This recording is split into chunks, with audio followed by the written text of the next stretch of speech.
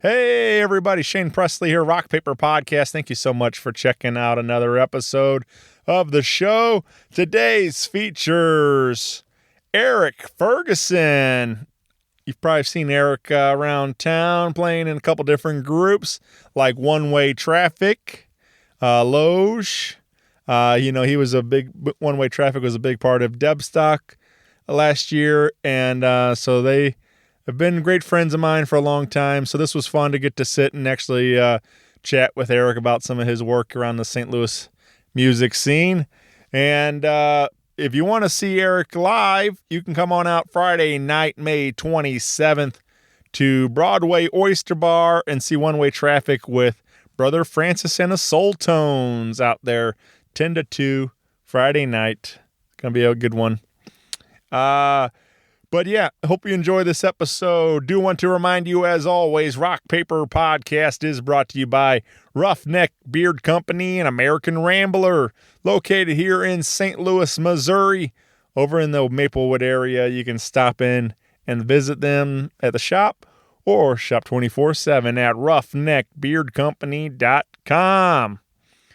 Roughneck Beard Company is proud to present a brand new beard oil blend, Comeback Kid.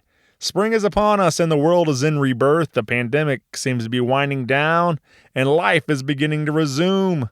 Try their brand new invigorating blend of lemon, peppermint, black pepper, rosemary, and ylang. It's the perfect blend to bring us all back to life. Comeback Kid now available at roughneckbeardcompany.com and use my code RPP15 for an exclusive 15% off your purchase. Again, that's all their beard oils, beard balms, and all the great products, anything to take care of that beard and mustache of yours. You can find it again at roughneckbeardcompany.com. And, coming up here in June, they are celebrating their 8th year in business. And Father's Day is coming up in June. So maybe think about getting Dad or some of the guys in your life some beard oil products, and check out Roughneck Beard Company today. Also, big thank you to Friendship Brewing Company in Wentzville, Missouri for all their continued support. You can stop in and pick up some cold beverages, some tasty eats. They got nachos, burgers, flatbread pizzas, pretzels, all kinds of tasty stuff, and of course, all your craft beer needs. Over 25 rotating taps. You can join them for some great live music this weekend on May 27th. Jeff Walshauser will be out there. May 28th, my buddy Denver Wade Trent returns. And May 29th, First Things First.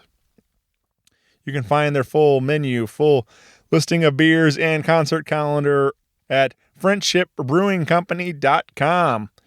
And this coming up this summer, June 25th, we'll be celebrating 6 years in business out there at their luau party.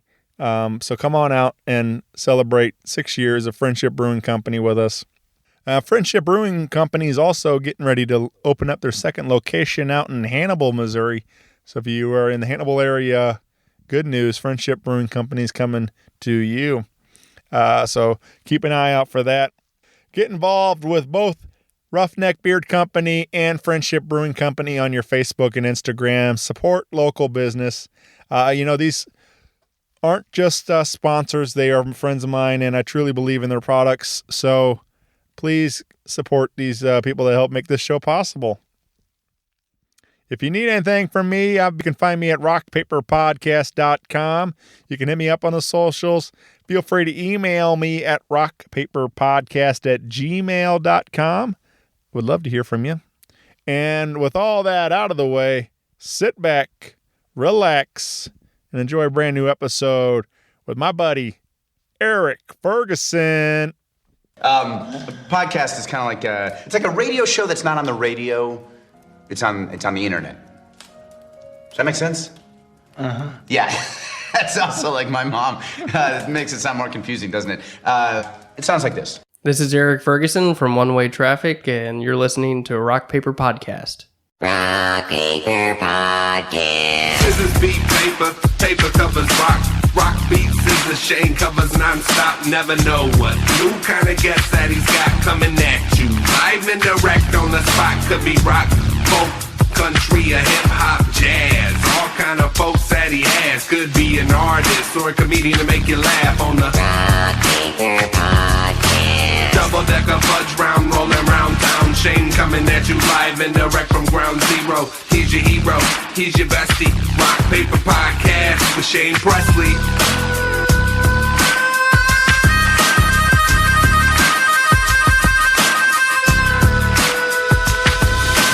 Rock Paper Podcast.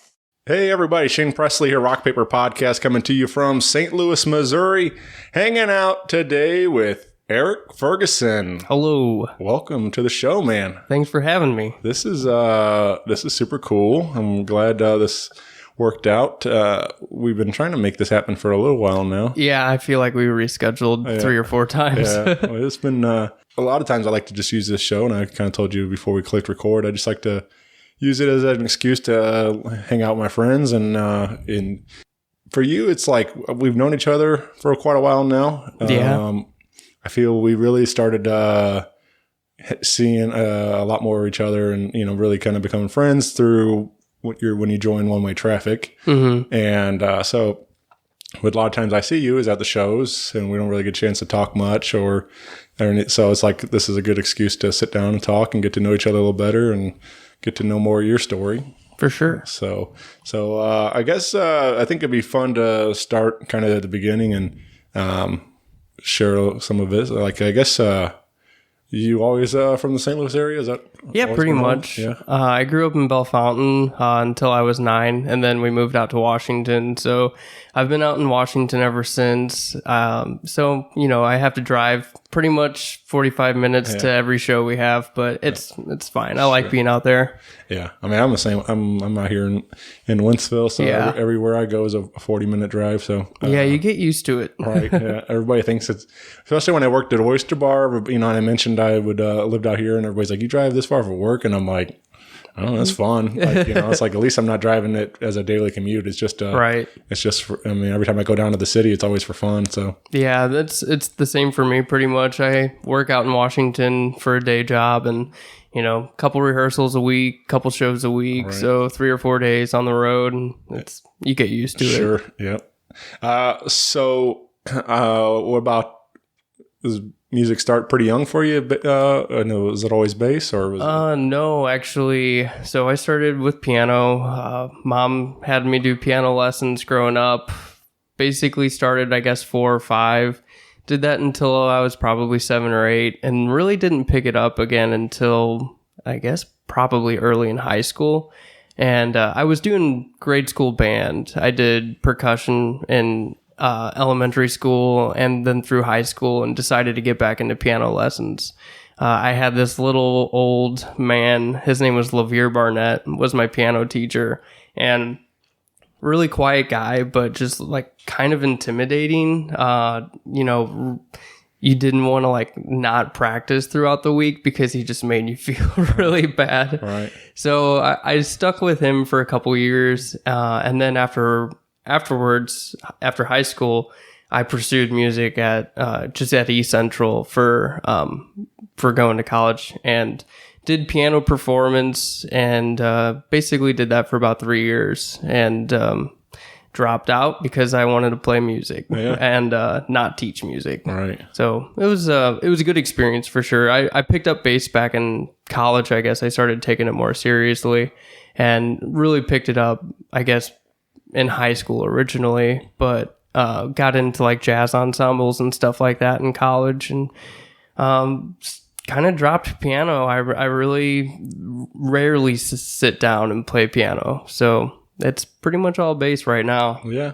I was gonna say that's all I've known you as. So it's cool to hear that piano was always a part of it at the beginning. But yeah, I definitely think that having a piano, especially at first, really helped me mold, into the musician I am now.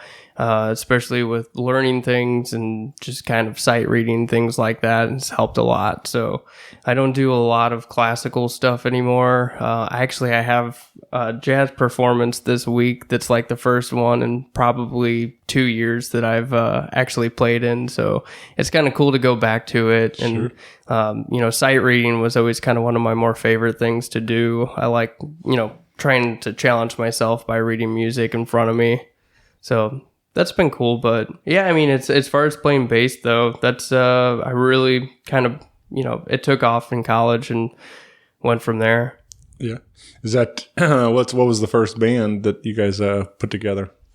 So I was in a group in high school. We had a couple different names, never really decided on anything. We probably played like 5 shows, pretty small things, usually at the high school or something. The one name that really stuck out to me was Captain Cheech and the Shrimp Shack Shooters. Yeah. It was a good group. A couple guys that I was involved with, a couple guys younger than me, really talented musicians though.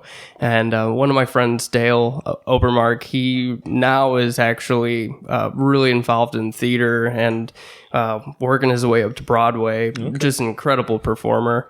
And so he was a great front man, played sax, sang, played guitar, and a couple other guys, Neil Alferman, Ben Holdmeyer. They were really fun musicians to play with. Yeah. Yeah. Cool, man. Yeah, that's a fun name to say. So yeah, that was group 1. Yeah. And went from there. What was the first one that really kind of started getting some traction out there, or did that group play out quite a bit? Oh, no, we didn't. Yeah. So after that, after college, I joined a group called Nine Rabbits Laughing, which is got some familiar names. Nick Stanford wrote pretty much all of the music for that. John Clark, who now is pretty much a studio musician, writes some really good stuff. Couple different drummers. So that was the first group that I really started playing out in St. Louis, and we didn't have a lot of shows. Right. We kind of fell apart. We played in Washington a lot also. I remember the first show like outside of Washington was this thing out in Alton called The Big Gig, and it was just some Alton community thing that they did with a whole bunch of bands. It was all local stuff, so that was pretty fun. And then after Nine Rabbits Laughing, we did that's when I started Echo Base Quartet. Okay. Or I didn't start it, but that's with JJ Jasper, AJ Halcrow, and Trevor Oswald. And that was fun. That was like my first kind of like progressive rock kind of jam bandy style band. And trying to do original stuff. It was cool. We played 2720, played Cicero's, played out in Columbia a couple times. That was fun. Yeah, I don't know that I ever saw that group live, but I definitely remember seeing the name a lot, and you guys, like you're saying, very active in kind of the jam community and stuff. And I do remember like you back in the day posting your, what's in St. Louis tonight, and I was like, oh my god, we made the list. That's cool. Right. And that was before I even knew you. Right. Yeah. That's kind of the fun thing about some of the, especially with the, Facebook or whatever, just having, you realize. It's one of my favorite things about when you do add a new friend on there is like you realize like how connected we all are. Like, yeah, how do you know them? Well, yeah, we went to school together, or we whatever and stuff, or we were in this band together. But anyway, it's just fun you put all those pieces together. Like we've always been, right in the same circle. Just we hadn't really started hanging out yet. And yeah, stuff, so I find that like I guess the world gets smaller every day. Yeah, sure. Yeah, yeah. It's I don't know. It's. Especially with St. Louis, it's like a big small town. Like it's like everybody knows everybody pretty much. Like especially in the music community. Oh yeah, it gets really small when it's like the music community, especially. Right. But it's just it's fun, man. So it's funny to hear that story though. That it does make me laugh that people. I mean, like it's cool that people take it as serious as they do. Like that they're excited about being on the on the list or whatever. For And sure. I'm just like, I don't know. I'm just trying to help support the community, get the word out that It works. shows are happening. So Yeah, you do a great thing for us. That's for sure. thanks, man. Yeah, that really like started with like everybody was like, "There's nothing to do in this town," and I'm like, Yeah, there "No, is. you're wrong," and I'm going to show you. So for me, it's cool to watch that list grow because like I think when I really started, like the early days, my music knowledge was very small. Like for I ended up was friends with guys like Aaron Cam and Funky Butt and and so I knew some of these groups, but like I'm talking like 10 years ago, it's like, and then as I started doing the podcast and everything else, the network grew and like, so the list grew from like, maybe 4 or 5 things on a Friday, Saturday night to now I'm hitting like 60s shows on a Friday, Saturday night around the St. Louis area. So Yeah. That's crazy. Yeah. So it's really cool to see. I mean, not that it wasn't always there, but it's nice to see like that.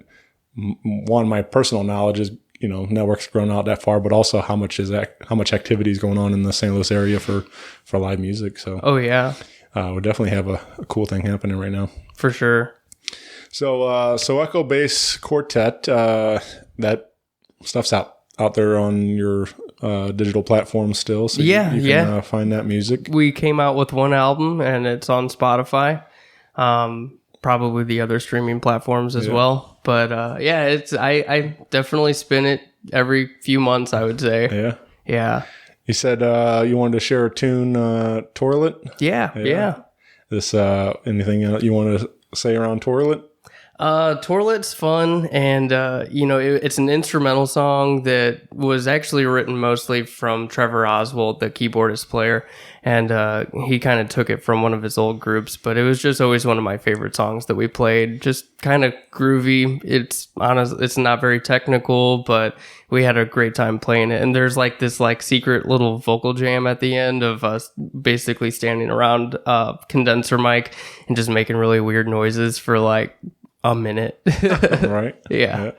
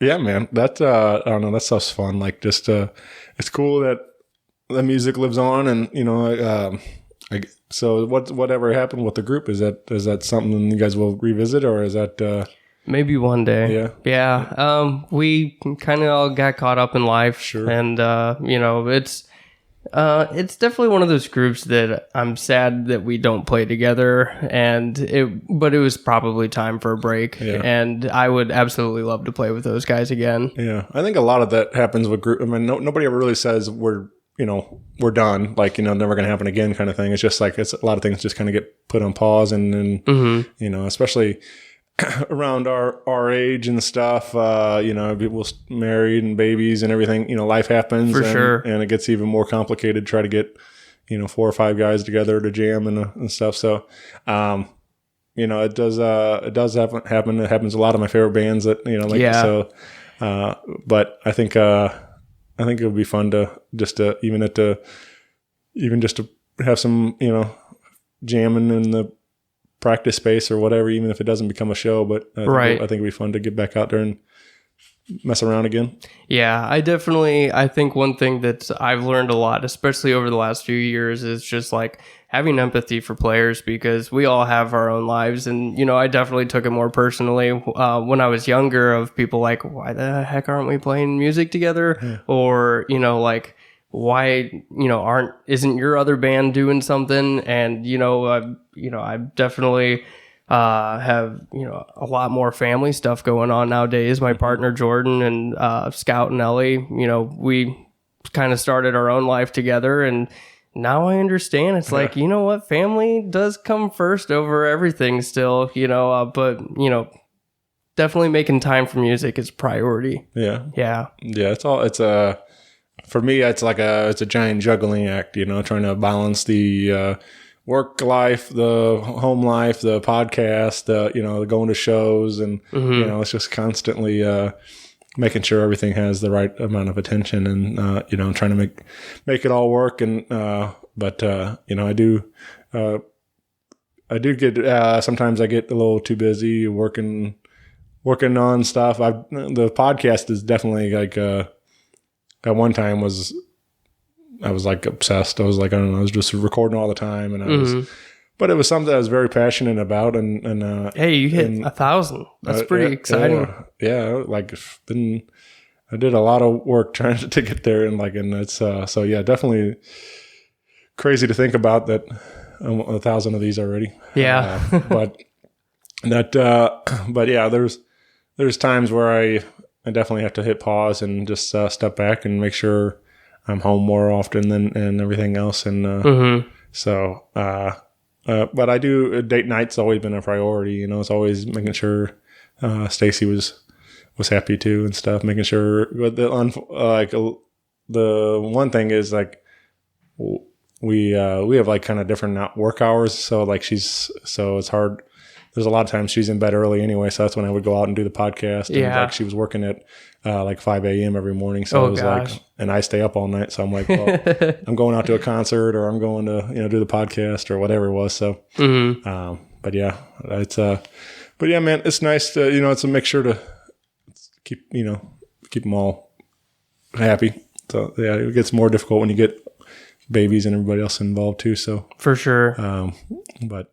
Yeah, man. So right now your main project is One Way Traffic. Yeah. Which is like blowing up, man. Big things are happening, and it's cool. I mean, obviously you guys been growing it for many years now. Things continue to keep getting bigger and better all the time for you. But we got the debut record out there, and we got some singles out there, a lot of music readily available, and you guys are gearing up for big summer tour. Yeah, we'll be on the road for a few weeks, going up north to Boogie Fest with Armchair Boogie, and then we'll be heading west from there out to Northwest String Summit for the weekend. I think we're going to be playing every day out there, so that's pretty exciting. And then we have a few shows in Colorado after that, so just kind of icing on the cake. I'm really looking forward. We've been in the studio a lot lately too, which has been cool. I would say we're over halfway finished with our next album, and I can't wait to release it. Our first album is great, and I would say that we have kind of taken a little bit of a different path over the last few years. Kind of plugging in a lot more. It's not really bluegrass style the way it used to be, and so it has a very original sound to it, but it's still kind of sticking with those roots. Drew, Leah, Sam, they're all really talented songwriters, and we've all been contributing, but I would say that like those three, writing coming from different, points of their lives and stuff like that. It's really cool to see what's been coming up. Yeah. Yeah. So I always appreciated that about the group. I mean, obviously you guys are one of my favorites to watch around town. And when I get the chance to, and then of course invited you to be a part of Dubstock, and that was awesome. A real treat. Yeah, thanks again for doing that. That was really a fun night, but yeah, like I think that's what's really unique about the group is that you do have 3 lead singers. And occasionally even I've seen Sam Avishon sing too. So he gets a mic. Yep. So. They offer me a mic, and I'm just like, you know what? I'm not ready. Right. But it does offer the group a lot of dynamic, having a lot of 3 different styles, songwriting and, for sure. And vocals, and so it's just it's a lot of fun to see what's going to come next from the group. And oh yeah. I'm looking forward to sharing it with everyone. It's some of the best music I've been a part of in a long time with this new album, and I really can't wait to share it. So it'll be cool. Yeah. I hope everyone's looking forward to it. We, I would say it's pretty much, split down the middle with the 3 of them writing songs. Sam has written a lot of newer stuff, and there's still some bluegrass kind of traditional stuff on the album, but I think people will be surprised. Yeah. Mm-hmm. How did that start for you? How did you get the call to join the group? Oh, so I started going to Keep It Grassy Mondays, and I play in another group called Woodshine, which is like my first bluegrass group out in Washington. And I really liked playing bluegrass music, and I kind of wanted to just get more into it. And so I didn't know anyone there, and I think Jason Scroggins was hosting it the night that I decided to go, and I went and played, and I remember seeing Abishan and Avery there, and we didn't know each other, we didn't really talk to each other or anything, and it went surprisingly well. Like, I was really nervous playing because it was a room full of really talented pickers, and so I brought my bass in, and everyone's kind of looking at me like, oh, here's a new guy. Luckily it went pretty well. Was that upright or upright? Yeah. And so I did that. I tried to go every Monday. At that point in my life, I didn't have a lot going on, and I wanted to change that.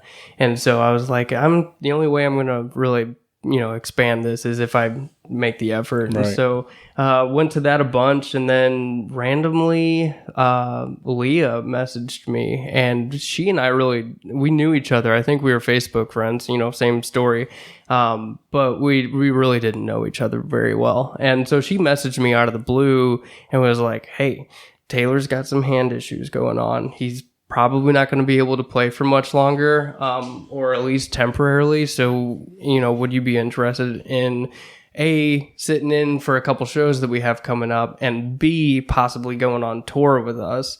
And this was in February of 2019. So, we got together, I got together with them to do some like photo shoot magazine thing. And it was really funny because at the time I was like, holy cow, who are these guys? And, we played a few songs. I went to a couple practices until I learned pretty much everything that was coming out on the album. And then I ended up recording like half the album. Taylor's on a few songs on that first album, but I would say I probably have a few more than him even. Yeah. So it kind of started, and I remember it was like, I don't remember if it was before or after tour, and I asked her one day, I was like, hey, like, I know we talked about this a while back and we really never have addressed it. I like playing with you guys. If you want to keep this temporary, that's totally cool. And I mean, Taylor at the time, I think, he had a lot of other stuff going on in his life too. So it kind of just worked out. She's like, honestly, we love playing with you. So let's keep it going. And here I am. Yeah. Yeah. So it's been fun. They like really inviting, I've known Drew a little longer than that too. And, he's always been one of the friendliest people I know. And so we really clicked. And, now it's like, it's like an instinct playing with those guys. We just mesh together so well. Yeah. Yeah. It's really cool to see, man. And I'm super happy for you all that everything is going as well as it is. And that continue to spread the word, getting out there farther and farther every time now. We're getting, like I said, hitting a couple different cities this summer for a tour, and hopefully we'll get everybody else on board. And man, yeah, but I don't know, it's just fun to see, especially like, I mean, you're all, pretty young. I mean, I know, I think when I first started watching the group, I don't think the Sams were even 21. Probably not. So they weren't even, they were playing down at Oyster Bar and stuff. So it was just, it was just funny, like seeing these, when they were first getting going, young guys, but they're really, it's the groups, coming together. Like, it's like family now. It's like I was watching you guys, like just all, and it's just, so effortlessly for you guys to play off each other like that, and and watch the show continue to expand. Yeah, we definitely listening to, it's so funny you say that about the Sams too, because like sometimes pictures pop up of like 2019 when we were first playing together, and it's like, man, they look so young. Like they, Avery, I remember on tour, it was in July, so it was his 20th birthday. And we played at this place in Seattle, and they wouldn't even let him in until our set was up. This is on his birthday, and it was just like depressing. Like, he's got to go sit in the van until we're ready. And like, we were there like 3 hours early. So that was probably his worst birthday, I would imagine. We played in front of like 10 people that night, but it was Seattle, I mean, it could have been worse. I got a buddy, Stryker, came on the show once, and he was telling me a story about he does comedy, and he got into it like real young, and he played some kind of like told me a story about playing some kind of like speakeasy kind of thing, and they were like real strict on like 21 and up kind of, and so he wasn't allowed to do the show that he was booked on because he wasn't 21, and so they ran the mic out the window, and he's like sitting outside the window oh my god, that's hilarious, doing his comedy, and like, and I don't know, I just laughed so hard thinking about like just like thinking about that, like, so. Like, I mean, dedication for him to do that, man. That would be rough. I mean, especially as a comedian, like, like I feel like a huge part of that is interacting with the audience. Oh gosh. Well, yeah, I just imagine Sam having to mic him standing outside playing mandolin. Yeah, luckily they let him in, but I mean, it was right at right when we started, and then as soon as we were done, it was like, get out. So yeah, it's some places are I understand for why, sure, but but it's also some people just put X's on my hand or whatever, they're especially as the entertainment. Yeah, it was 10 people in there. It's not like you're gonna like miss him, right? So yeah, it is what it is. Yep. But yeah, man. So get involved, One Way Traffic, on your socials, and catch them on Friday night here in St. Louis. That's right. With brother Francis and the Soultones. Yep. At Broadway Oyster Bar on May 27th, Friday night. I don't know where February came from, but that'll be a cool one for sure, man. That's always that's like definitely like home away from home down there at Oyster Bar. So yeah, we have so much fun down there, and having brother Francis and the Soultones will be cool too. They're They're one of my favorite St. Louis groups for sure. Yeah, that'll be a great night. And 10 o'clock, I think music kicks off around 10. So. Yep, play until they tell us to stop. Yeah. So come on out, and especially this is like kind of like perfect Oyster bar for me. Like it starts warming up, on the patio, and and all of that, just perfect nights, summer nights out there and stuff like that. And so it'll be cool, man. But like we wanted to share a little tune from the One Way Traffic record, and this is a song called "Restless Traveler." Anything you want to tell us about Restless Traveler? You know what? We've been playing it a lot lately, and some of the songs from the first album we kind of come back to, and some of them we don't play for a couple months just because we kind of forget it's in the rotation. And I've just really been enjoying playing that one lately, so I was like, let's play that one. Yeah.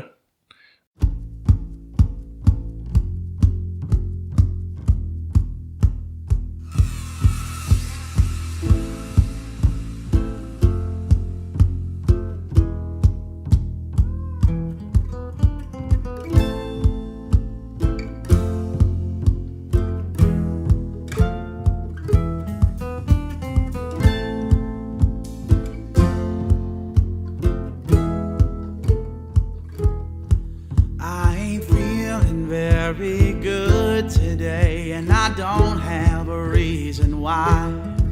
And I only got myself to blame, 'cause I know you'd never lie.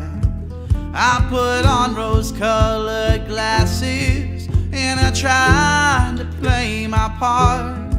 Should have seen I was heading down that road to a broken heart.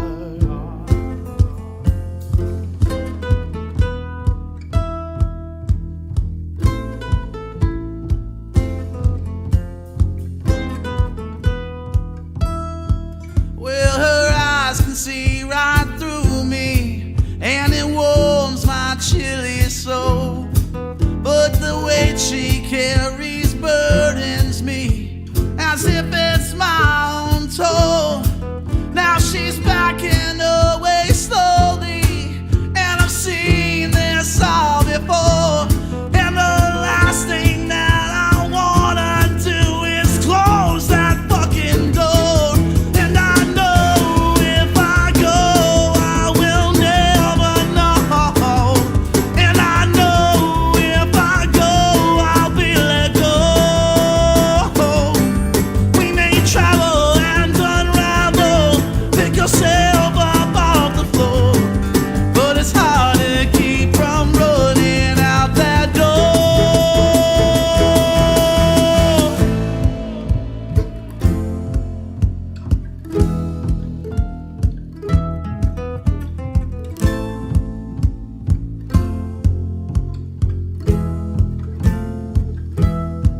There's a pit deep in my stomach, and I'm lying on the floor. It's rejection I saw coming, so I don't know what that's for. I guess I'll just keep on falling down and popping right back up. I'm an idiot, a dummy, but I know I deserve love. And I know if I go, I will never know. And I know if I go, I'll be let go. We may travel and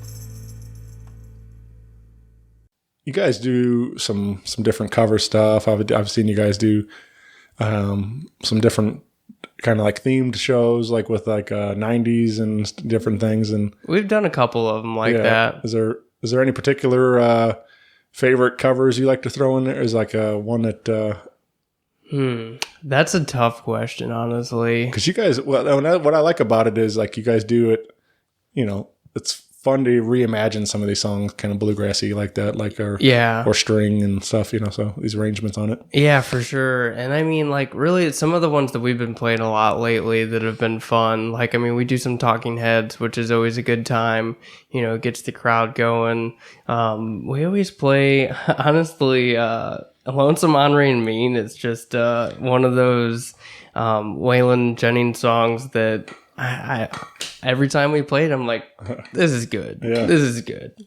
But no, I mean, we have a pretty big amount of covers. It's hard for me to even try to pick a favorite one, though. Yeah. Do some Fish, you know, we've done some Grateful Dead, things like that, too. But, you know, anytime I try to pick a cover, try to kind of go out there a little bit, you know, Spaceman, I think, was one of the last ones that I was like, we should do this one.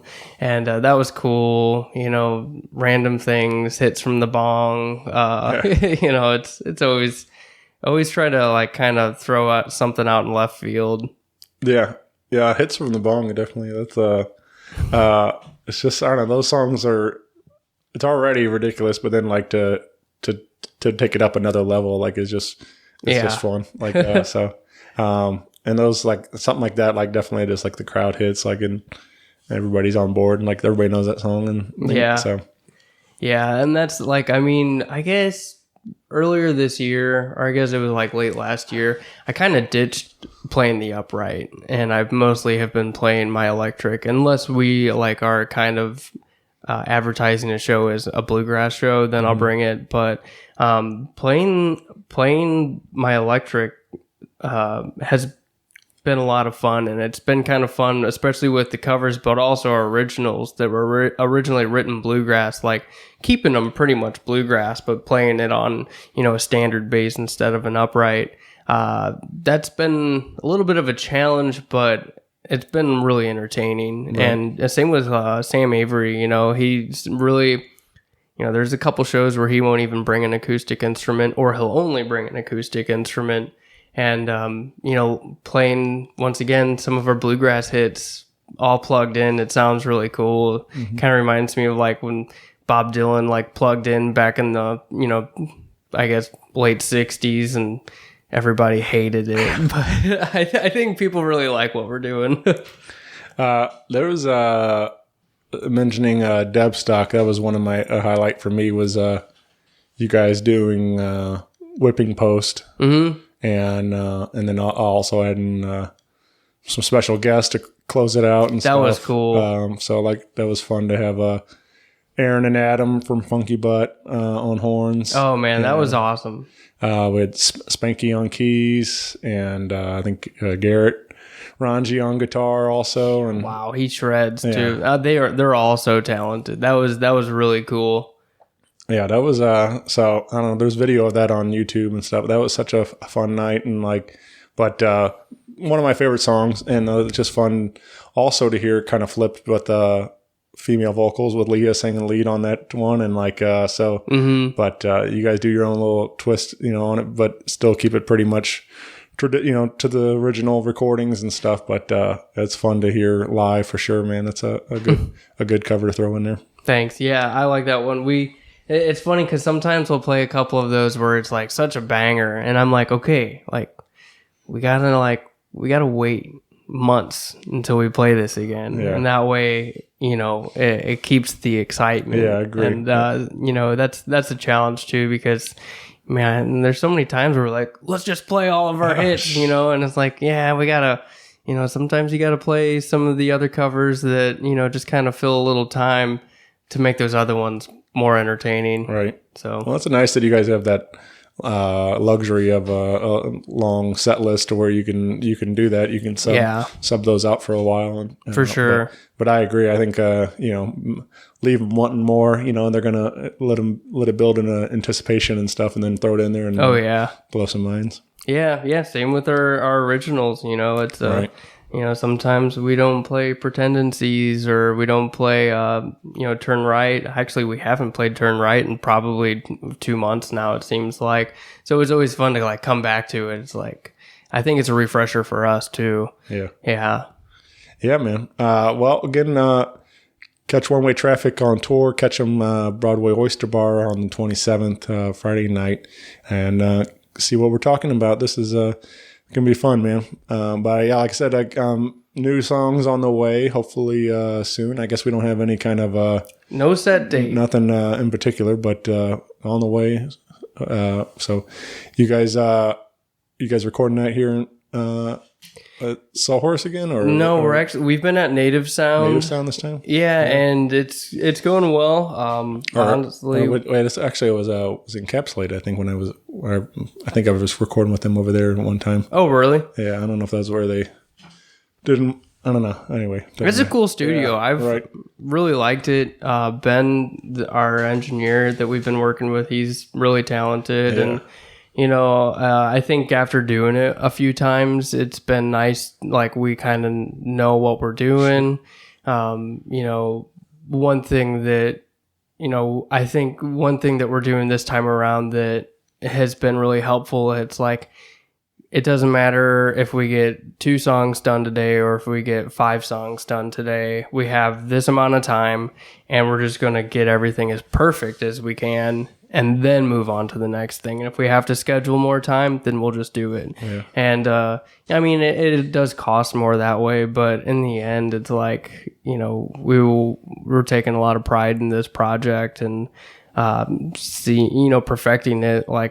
Instead of saying that's good enough, it's I can't tell you how many tracks I laid over a couple songs, and it's do it over. I'm still not happy with it, but sure. Yeah, that, it's what makes a great album great, I guess. Yeah. So hopefully it'll be great. Yeah. Yeah, man.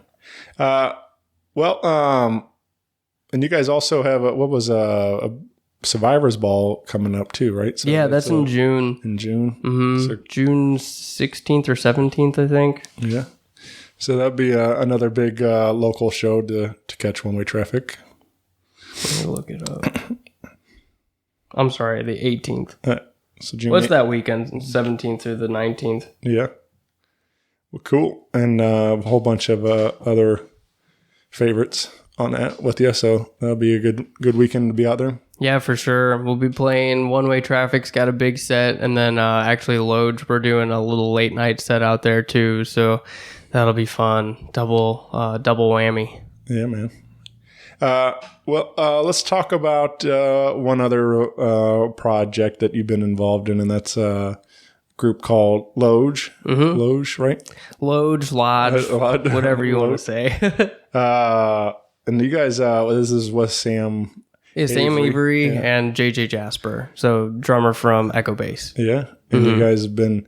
I know, I haven't seen this group live, but I guess felt it was kind of birthed over there at Pops also, right? You guys have been. We're playing there tonight, actually. Yeah. So, it's been fun. It was really good being able to play music again with JJ, especially, as rhythm instrument people, we always clicked back in the day, and it's something kind of bringing it back to life. And then also, Sam's super talented guitar player, also great songwriter. And, we've been having fun with it. We get a little weird, it's pretty progressive, do a lot of covers that, kind of just try to think of things kind of off the wall, and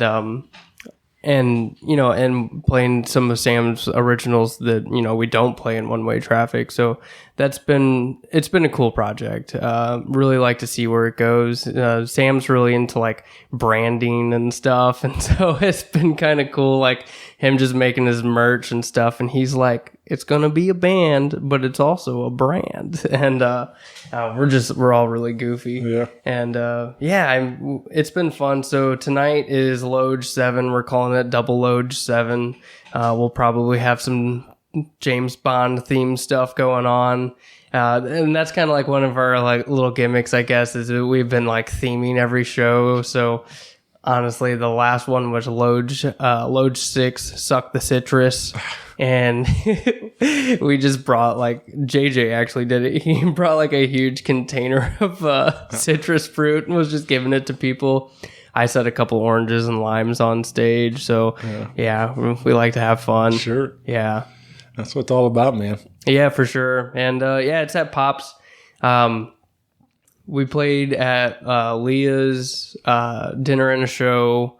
We opened up the night there, and I guess Derek's is going to be our first show that's like outside of doing anything at Pops, pretty much. Besides that, so that'll be cool. It's late night, and Derek came up to us and he's like, "You guys like."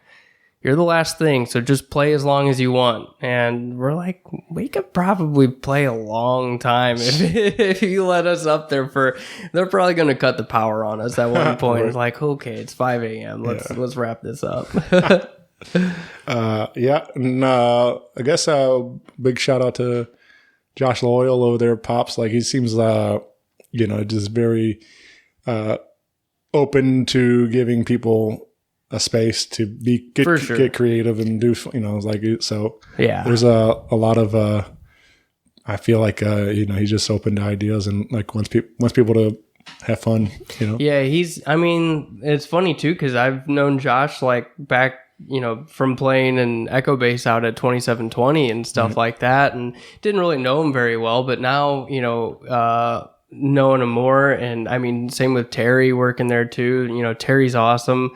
They support so many local musicians. Having a place like Pop's Blue Moon is, one of the best places in St. Louis. It's a small room. It gets loud sometimes. It gets crowded, but it's full of really talented people, and they just do something else, And there's a whole bunch of support for local musicians coming out of that place, and probably wouldn't be the musician here in St. Louis if it wasn't for that place. Yeah.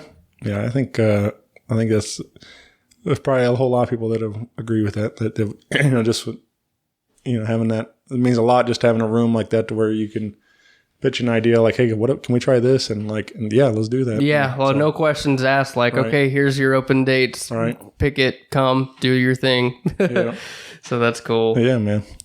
Well, and you can find LOGE on your Facebook and stuff too, so you can get plugged in on more dates for that. I think we got some YouTube stuff posted, just some like live shows or something like that. Nothing, no studio recordings or anything like that. So maybe someday. Yeah, I was gonna say, is that something you guys want to take to the studio? Sure, we will. Yeah, it's down the road. Yeah. Yeah. And some of that stuff's like, I don't know. Some of it's just like the spectacle of it being, seeing it live and stuff. I don't know. Not saying that you guys wouldn't, but it's like some of what makes that some of these acts special is the live show, and for sure, it's like it doesn't always translate to being on an album and being recorded and stuff like. So that's actually going back to one-way traffic also, like that's we have been talking about it, and especially just because it's taken so long to finish our studio album, we'll more than likely, I don't know if I can say it, I'm saying it, we'll more than likely be releasing some live shows recorded pretty much all out at Rose Music Hall in Columbia, which is one of our favorite places to play. So love that room. Yeah. So I'm hoping we'll have something people can kind of hear what we're all about and see what the shows are like. That'll be cool. Yeah. I think I agree, man. I think that's is also a great example is like the one-way traffic show. Like you guys sound great on a record, but like seeing it live is a totally different experience and stuff. So there's bands out there that are like that, like, some people are like straight with the studio work, and their live shows are just like how it is on the album, and we are absolutely the opposite of that. So even when it comes to our like originals, it's like, well, every time we play it, it seems a little different, which I think is usually for a better, than worse. I mean, I think, and again, like, going back to, your kind of the jam community and stuff, the Dead or Dave Matthews even, or like, there's a reason these people travel the country and see this group so many times, because every time is like, even though it's the same songs, they're always like a little different, and it's like there's something about the live show that hooks people in and stuff. So I think it's in that same sense that where like you got to go see it live compared to just listening to it. For sure. That's like, I mean, growing up, I pretty much owe most of my music taste to my older brother, Alex, and he, gave me my first Humphrey CD and first Fish album and stuff like that, and Primus, and so I was exposed to that stuff at a young age, which I'm very grateful for, because now it's like, I mean, Humphreys has definitely been like my top jam band to go watch for, since I was in high school, and it's cool to see them, a band like that kind of morph and form and change over the years, and it's like, like there's definitely hope. We all start somewhere, and I think especially with One Way Traffic lately, we got a lot of steam behind us, and a lot of drive. Everybody is in the group. We're looking forward to see where things go. Yeah, so that'll be neat. Yeah, man, I'm excited. I mean, that's why I want nothing more for my friends than to be successful and happy and stuff. So thanks, man. And thanks for the opportunity here too. Yeah, happy to help, man. Well, I got a couple questions. I've been having fun going around asking some of these random questions, and this is a newer one I threw in here recently. But what would be like your favorite like fictional band to go see live? Who would be from movies or TV or something, like what a group that you think would be fun to see live? That's a tough one. I'm gonna go with, I think it was called The Beats, which was a band from Doug, the cartoon. Oh yeah. Really, other than that, I can't think of too many fictional bands. All right. I mean, there's a lot out. Once you if you really sit down and look, because I've been talking about it for a little while now. But I mean, like Wild Stallions from Bill and Ted, and Lone Rangers from Airheads. I guess I would also maybe say Death Clock, even though Death Clock is a real band. I love the show Metalocalypse, so like that probably doesn't count as a fictional band, but like to see the actual characters Death Clock perform, the cartoon characters, not the actual, not the actual band. That would probably be up there. I love that show. Yeah. I said the other night, Dr. Teeth. Oh, yeah. Oh, my God. Electric Mayhem. That'd be fun. Yeah. Actually, so LOGE has done Can You Picture That from the Muppet movie. There you go. Yeah. I growing up, huge Jim Henson fan. I can't believe I didn't even think of that. Yeah. That's a good one. Yeah, man. Yeah. I don't know. Just some of a lot of these are just like that, like just ridiculous. Like they're impossible questions to. That's fine. But they're fun. All right. So let's say we got a one-way traffic action figure or box set of action figures. What would you like to see for your action figure?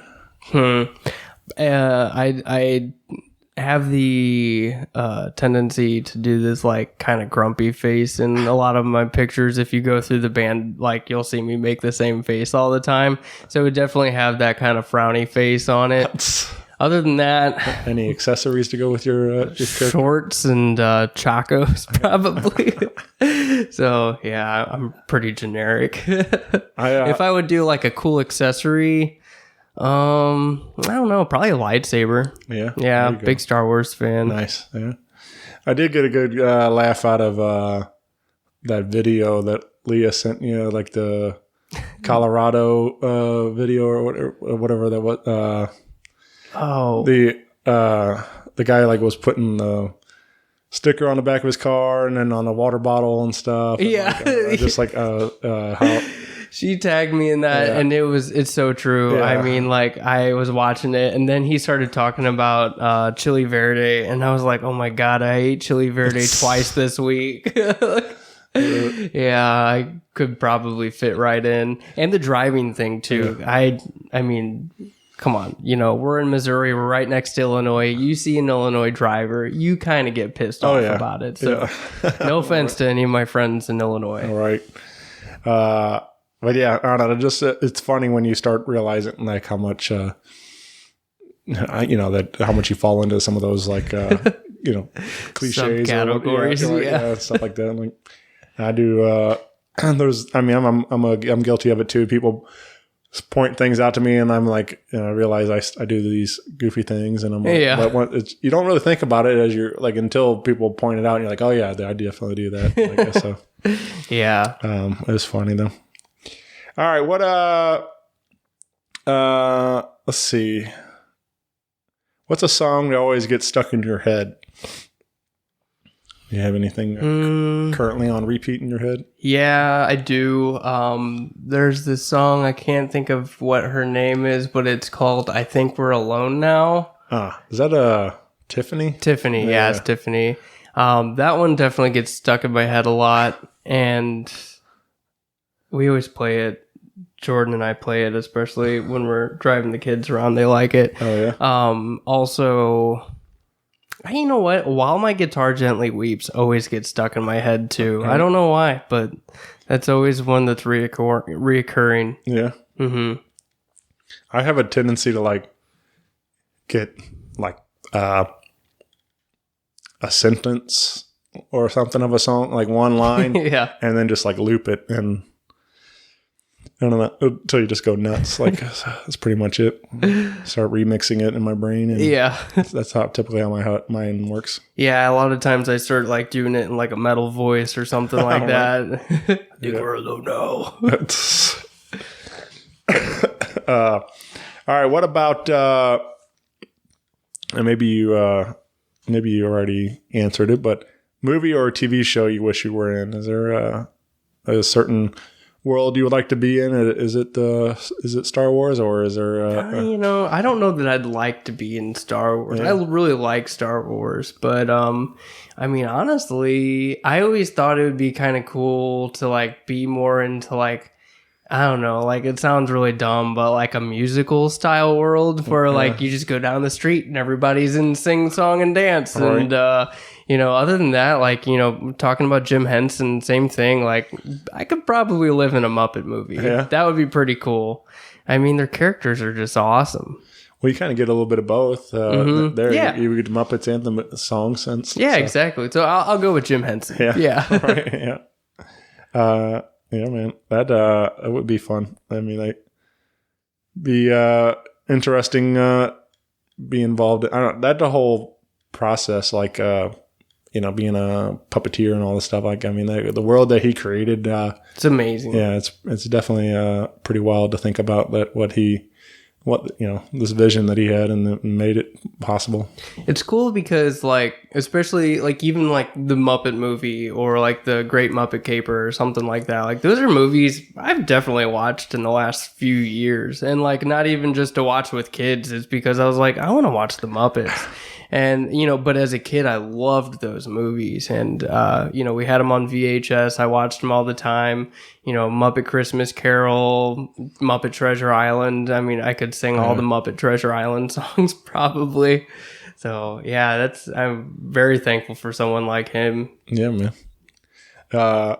Yeah, I mean, and that's also what's kind of cool is like you think about the ripple effect of like what one person can do, like what Jim Henson, introducing that Muppets and stuff and and then like what it did to so many others, young kids that want to get creative and do these kind of things. Oh, yeah. So it's, I don't know. That's something I think about a lot. Like, just imagine like what it would be like without that one person or what, you know, I don't know, just kind of crazy to think about how much creativity came out of what inspired everybody else and stuff. Yeah, and I mean, you know, especially it's like, you think about it too, it's like puppets. Yeah. You know, like out of anything in entertainment that, like, I mean, really, he was the guy that made puppets a thing, like, and continued it through Hollywood and stuff. And I just think that's so cool. You know, people try it and, like, you know, remake stuff today. And, you know, like when they redid the Muppet movie or the Muppet Show, I wasn't really a huge fan of it, but it was cool to see, like, some of the familiar characters, like, come back to the TV. Some of the newer Muppet movies were pretty good. The one with Jason Segel. Yeah, I thought that was pretty well done. Yeah, for sure. I like Jason a lot. Yeah, the Muppet or a Man song. Yeah. That one gets stuck in my head. Yeah. Yeah, he's a funny guy. Yeah, for sure. Do you do any celebrity impressions? No. I I make faces in the mirror when I brush my teeth, and sometimes I do the too bad AC ain't in charge no more. Like, I don't know, from Home Alone, but no, I can't really do. I've tried Christopher Walken. I think everybody tries to do that one. Right. Home Alone, man, such a great classic movie. Yeah, I quote that one all year round. Yeah, right. Snakes. I don't know. Yeah, I don't know no snakes. Yeah, there's so much of that movie. It's like on quotes that I use in my daily life too. So yeah. It was. We actually went to the last time we went to Chicago. We went by the Home Alone house. Did you? Yeah. I always wanted to see it. I hear it always goes on the market because people can't stand living there, like, for longer than a couple years. Yeah, I mean, But- I don't know. I guess I can understand. Like, I mean, there's I'd want to see it. I mean, you can see it, yeah. Like, but that's like, I can imagine, like we were respectful of it. Like, you know, but I can imagine there's people that aren't, and like, want to Take pictures in the front yard stuff. and do that stuff. But like, I mean, they have a gate there, and like, and it's, you know, so we just stood outside the gate and took a picture in front of the house. But I can imagine just how rude some people can be. That they have no respect to the privacy that is somebody's actual house now. Like, not just the movie, but, you know, people like feel like they have the right, since they watched the movie, that they can, I don't know. It's a weird thing, like, to have something like that public, even though it's your private property and stuff. Right. Like, so yeah, that's true. but yeah, so I can imagine it would get old after a while. Like, we're like just sick of dealing with people, and like, so I don't know, but it's cool, man. It's like, it's I don't know. I like that meme too. That's like, you know, like, what did Kevin's dad, you know, what did Mr. McAllister do to afford this house? Like, the house is crazy. Yeah, and a vacation of 13 to France, right? And then Florida. Yeah, must be nice. Yeah. But yeah, it's a good one for sure, man. All right, all right, is there a dream duet or collaboration you would like to see for yourself or for One Way Traffic, or is there a certain somebody you would like to work with? Personally, I think it would be cool to, like, work on, like, I don't know, like John Williams or something like that. Like, I always liked, you know, music scores. As a band, though, man, that's a tough question. There's so many people I like. Yeah. I think we're going, I bought tickets to the Symphony's doing Jurassic Park. Oh, I saw that. And I think we bought tickets to go see that. Dude, we're lucky to have the St. Louis Symphony. That's something I don't use enough also. But, man, you can go see some incredible shows, and it's pretty cheap typically. You know, you can buy some pretty cheap tickets to go there. And Powell is one of the best sounding rooms in the country. Yeah. You know, so we're lucky. But talking about, like, those, you know, big movie scores like that and stuff, like, it'd be fun to see it performed live along with the movie and stuff. Like, so that's gonna be a cool night. Yeah, I've never done that. I did go for a John Williams night one time. My aunt took me, and that was a Christmas present. That was a really cool present. And they didn't play the movie or anything, but they did, you know, all the cool hits, which was a lot of fun. Yeah. And Stacy went last year to the Nightmare Before Christmas, and then actually had like Ken Page, I think. I think it's his name, something like that. He's from St. Louis, but he does like the voice of like Oogie Boogie. Oh, really? And he was there like singing the songs and stuff. That's pretty cool. So I didn't know he was from St. Louis. yeah, Huh. but so yeah, I was like, she said she had a blast. Like they performing the soundtrack and stuff live, and Yeah. but yeah, I'm with you. Like the whole world is pretty fascinating. Like movie scores and stuff. Yeah. My the East Central College where I went, and sometimes I'll still actually I say sometimes, it's been a long time since I played anything in their groups, but Aaron Bounds, their band director up there, he's really great musician and band director, and he started doing a Pops concert in Washington every year, and it's usually at the fairgrounds. It got rained out a couple weeks ago, but like, I mean, the whole community comes, 1,200 people or so, are usually right around 1,000, and it's a free concert for everyone, and the college bands and some of the community bands always played. They're always doing movie scores, and they'll do some Broadway stuff too. And that's like one of my favorite like yearly concerts. I missed it like the last 2 years, unfortunately. It's the one downfall about being a musician is you're always booked when everything else is going on. But yeah, it's always fun listening to that stuff and listening to people remake it or being a part of it too. Yeah. So remember playing Superman. I always liked playing the Superman theme. Yeah. Yeah. Is there besides that, I was like, is there something you obviously get to do a lot of cool stuff already, getting to see some of the world with one-way traffic and things, but is there still something on the bucket list as a musician that you would ultimately love to really to do? I do. Honestly, I would love to be in like a touring musical someday. I always really enjoyed it. It's like doing local theater is always kind of, I mean, it's a wreck. Like it always is like absolute chaos, and nothing happens until like the night of opening night, and then that feeling of just like throwing everything together, stressing out, and it all comes together like it's like magic. And that's always been one of those things that I've just loved. And it's one of the most stressful 2 weeks leading up to the show, and then the show happens, and it's, you look back on it, it's like, oh my God, I was, stressed and really mad like the whole last 2 weeks, but like you create something so cool. So yeah. I think it'd be cool, not necessarily like Broadway level, but like doing a touring show would be really neat. I gotta continue to make sure I know how to read music. I don't do that as much as I used to. So besides that, I really wanted to I want to just try doing a cruise ship sometime, play, one of the house bands or something like that would be cool. It's really funny because I took a picture in a magazine today of a cruise line. I forget what line it is, but they were advertising that they have a Mississippi cruise. And I was like, this is perfect because I'm a little scared about being on a boat in the ocean. I could do this on the Mississippi River. That would be perfect. Yeah. So who knows? Maybe one day I'll look into that, and if I hate it, then I'll never do it again. Yeah. So, but I think it's definitely one of those things I've always been interested in, and it really doesn't take a whole lot.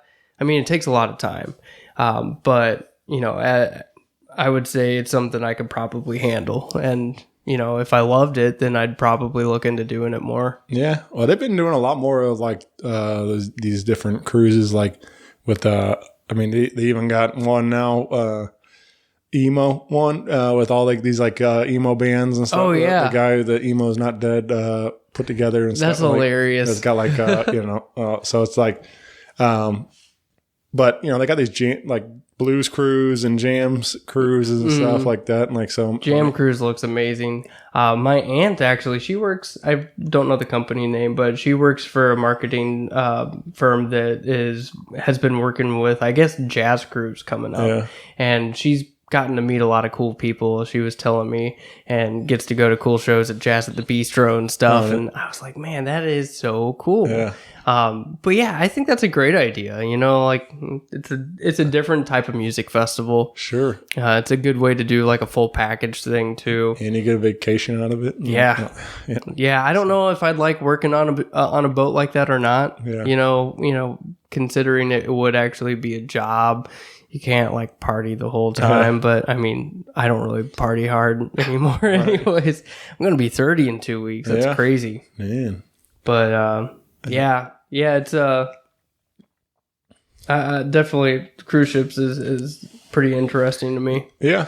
Yeah. I was supposed to go on, we were supposed to do a family vacation a couple of years back. We had everything booked up, and that was, it happened to be the year Mom got sick, so I bailed on everything, and because I needed to be there for her and stuff. So so I never made it on the cruise, but maybe someday we'll redo it. And my mother-in-law and brother-in-law still went. They had a great time and stuff, but we stayed back, and but I think it'll be, I mean, I've never done it, but I think it'll be. I haven't either. Yeah. I talk about like wanting to do a cruise. It's like, well, I should also say I've never been on a cruise ship before. Yeah, I've never been on a boat like that. So I've also never been to Florida.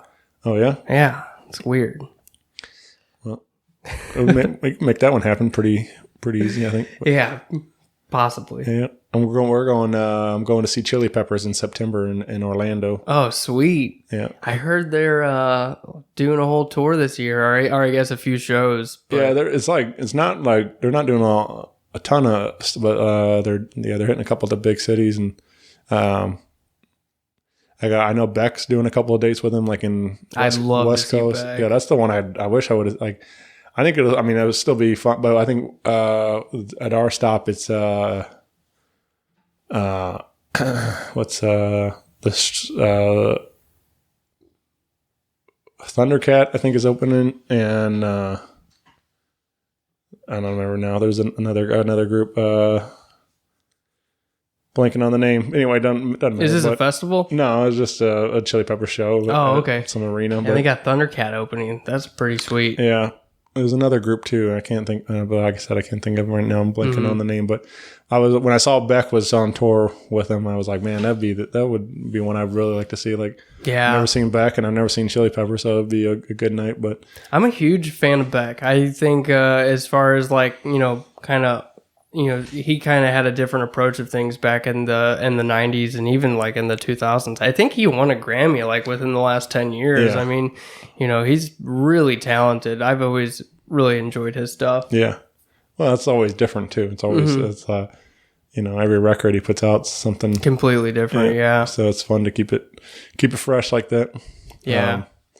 Well, yeah, man. Well, this has been a ton of fun, Eric. I'm really glad we did this. Thanks for having me. Thank you. And we hopefully we can do this again someday. We get the rest of the band on, talk about some new tunes when the record's ready. Hell and yeah. stuff. And let's do it. Because I don't think we've done a one-way traffic one in a while. So yeah, it's been a while. That was probably 3 years ago at least. Yeah. So yeah, maybe I'll have the opportunity to be on here again. Yeah. Cool. You again get plugged in on the socials and get out there and see Eric live with One Way Traffic and LOGE. And well, this has been fun, and like I said, man, hopefully we do it again soon, and hopefully I'll catch you at a show real soon too. Cool. So thanks, Shane. Thanks, buddy. I'll see you later. All right. Bye, everyone. Bye.